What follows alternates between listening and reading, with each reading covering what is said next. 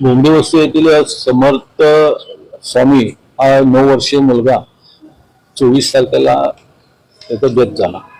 11 तारखेला त्या कुत्रा तिथं मोकाट कुत्रा म्हणजे जे रॅबीज झालेलं आहे अशा प्रकारचं चावल लोकांना चावल सुटलं होतं। त्यासाठी तिथले नगरसेवक राजकुमार पाटील यांनी फोन करून इथल्या अधिकाऱ्यांना सांगितलं की इथं 11 कुत्रे लोकांना चावू लागलेलं आहे आणि त्यामुळे भीतीचं वातावरण निर्माण झालेलं आहे। ताबडतोब आपण यावं आणि त्या दिवशी ते न येता महानगरपालिकेच्या त्या काय कर्मचारी असतील त्यांनी त्याच्याकडे दुर्लक्ष केलं आणि 12 तारखेला ते कुत्रे त्या मुलाला चावलं आणि त्या चावल्यामुळं त्याला जे रॅबीज झालं आणि त्याच्यानंतर 24 तारखेला त्याची मृत्यू झाला। समर्थ हा 9 वर्षाचा मुलगा आई वडिलांना एकटाच होता।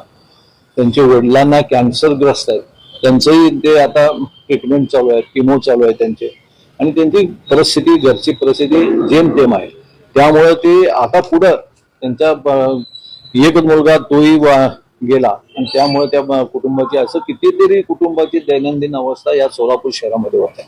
सोलापूर शहरामध्ये आता अधिकाऱ्यांच्या तोंडून ऐकल्याप्रमाणे 40,000 कुत्रे आहेत, पण लोकांचं म्हणणं आहे की जिथल्या अनेक तज्ञांचं म्हणणं आहे की जवळपास 50,000 ते 60,000 कुत्रे ह्या सोलापूर शहरामध्ये आहेत आणि ज्या लोकसंख्येप्रमाणे ही कुत्रे 40,000 ह्यांनी धरून चाललेले आहेत त्यांचे जे निर्बीजीकरण करायला पाहिजे ते वेळेवर न केल्यामुळे ह्या सगळ्या परिस्थिती उद्भवलेल्या आहेत। महानगरपालिकेकडनं आत्ताच अधिकारी म्हणत होते की आम्हाला निधी पुरेसा मिळत नाही किंवा त्यांनी निष्क्रिय पण अधिकारी असू शकतो किंवा आजपर्यंत त्यांनी निधी पण बोर्डाकडे किंवा त्यांनी कुठं आपल्या आयुक्तांकडे मागणी केलं नाही, त्यामुळे हे निर्बीजीकरण होऊ शकलं नाही। आज रोज जवळपास 25 फक्त 25 कुत्र्यांचं जाळं होऊ शकतंय।